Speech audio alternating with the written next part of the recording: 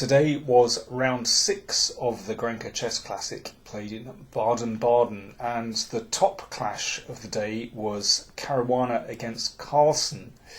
This, however, did not last very long. It burned brightly but briefly and ended in a quick draw. Najdic also, had a pretty solid game against Bakro. He equalised with Black very easily, and that also ended in a draw. Aronian Adams was an interesting game. Adams had good chances, but that also ended in a draw. So, my game of the day from round 6 is Vishy Anand against David Baramidze. These two players at the bottom of the tournament table.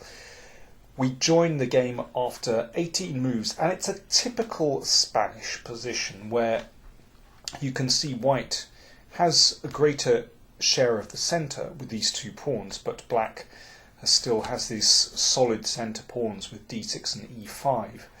And so there's this tension in the centre, and both sides have to decide when to release that tension. Should Black exchange here? Should White exchange on e5, or should he just leave it? Or should White perhaps gain space on the queen side, or perhaps even begin some kind of attack on the king side? It's a very complex situation. Baramidze decided to exchange on d4. Now, of course, that releases lots of tension, opens up the e-file and also this diagonal.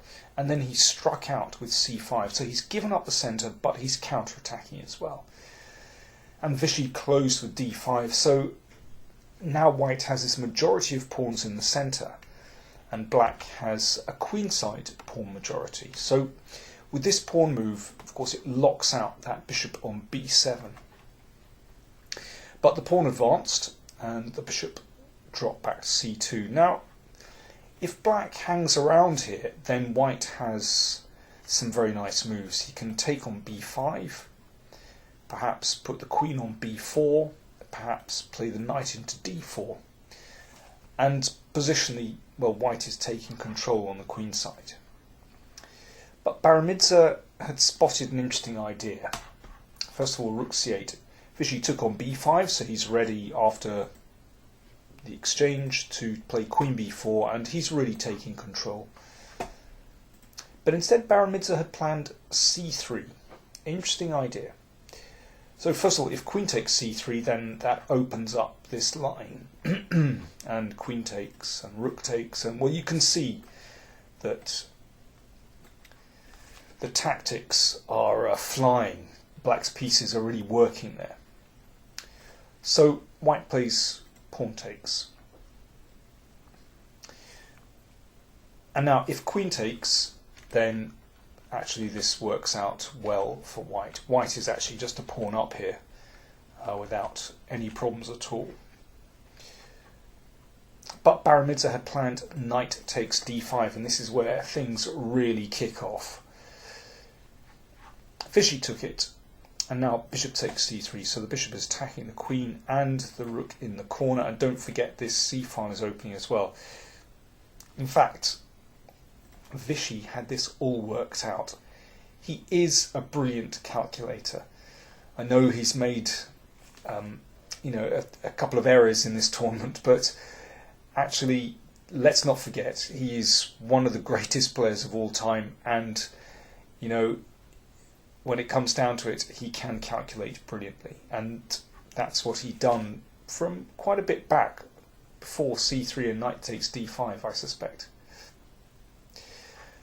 So Baramidze can take on c2 here. He's the exchange up, but now comes the hit. Bishop h6. It's all f6.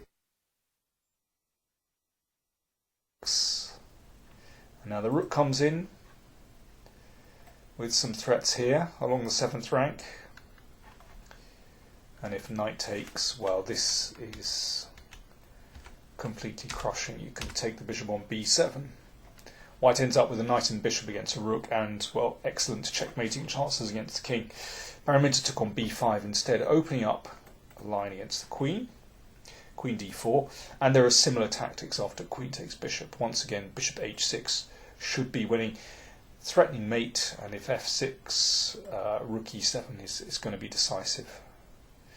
For example, rook d8 and now knight g5 is a very nasty move. Obviously that can't be taken because of the mate on g7, and otherwise rook g7 and knight somewhere is going to be decisive. Oh, and there's a trick here. If black defends mate with queen c3, then white wins with rook e8 check. Obviously deflecting the rook, and then you take the queen. So all the tactics are working for white. Baramidze decided he didn't want to have to live with this queen looking down on these dark squares, so he exchanged queens. And now we come to the technical phase of the game. Vishy was happy to exchange queens. Baramidze took that pawn on d5, so there's a kind of trade of pawns here. And now, once again, the position to some extent has settled. So Anand has a knight and a bishop for a rook. So a material advantage, but pawns only on one side. But technically this should be winning, actually. But let's see his technique. It is, well, as one would expect, very fine. So bishop h6, threatening a mate. Now that pins the rook back. And I think that's one of the themes in this game, that actually black's rooks never gain sufficient counterplay.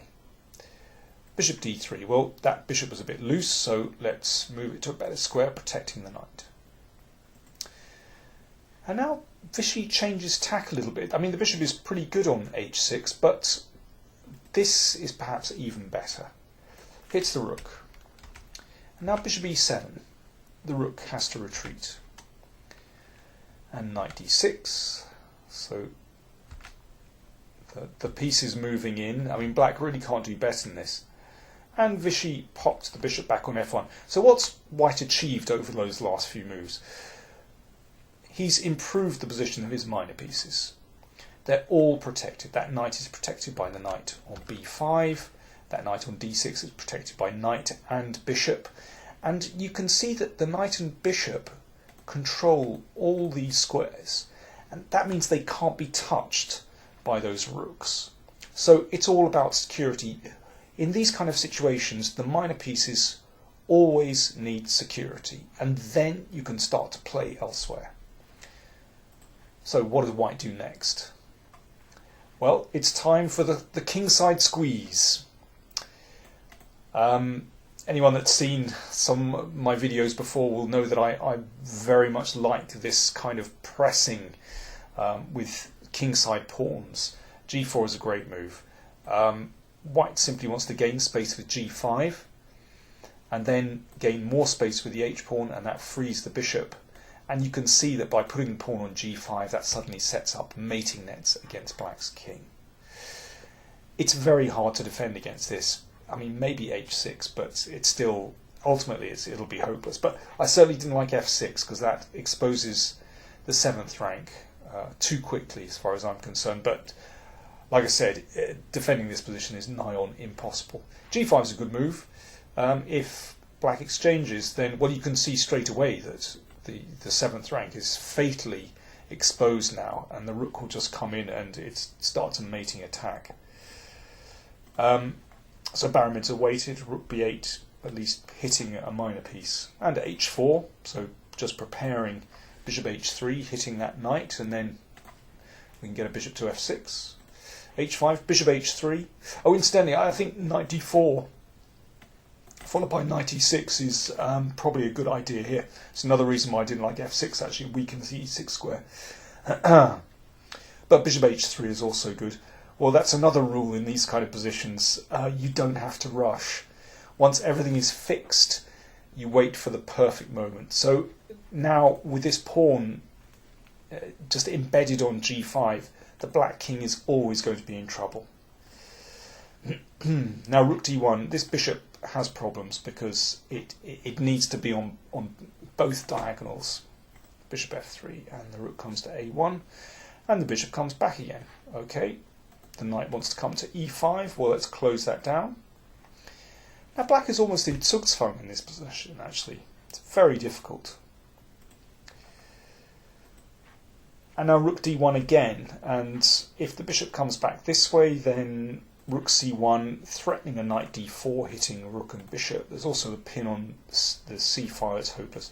Bishop came to f3, but this time, with the knight on c5, there's a big check, and now the king is looking in desperate trouble.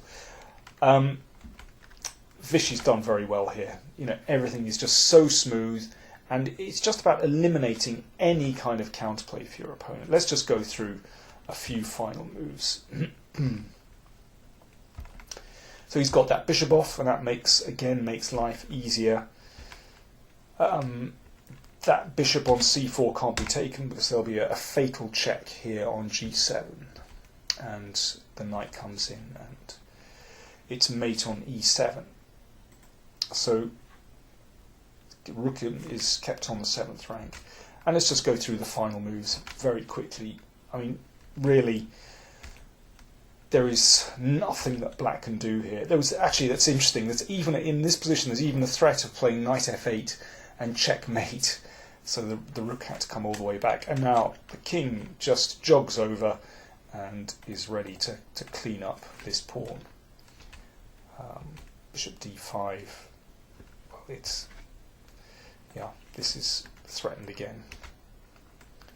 Okay, careful. King e2 would run into rook takes e6 and a knight fork on f4. So bishop e5. Let's just protect the f pawn. And now the king just runs up the board. This is not a lot of fun for black to play, and well, I may as well go through to the end of the game. And here Baramidze decided enough was enough. The g-pawn goes through, and it's hopeless. So, personally, I'm delighted that Vishy has won a game. He is a very fine player, and he certainly doesn't deserve to be at the bottom of the tournament. But Baramidze having a rough time in Baden Baden. Okay, so one more round to go. Going into round 7, the final round tomorrow, we have Carlsen and Neidich sharing the lead on 4 points. Carlsen has white tomorrow against Baco. Neidich has white against Aronian. Now, they're still only half a point ahead of Caruana on 3.5. And Adams, Baco and Aronian all have 3 points. So actually the tournament is still wide open.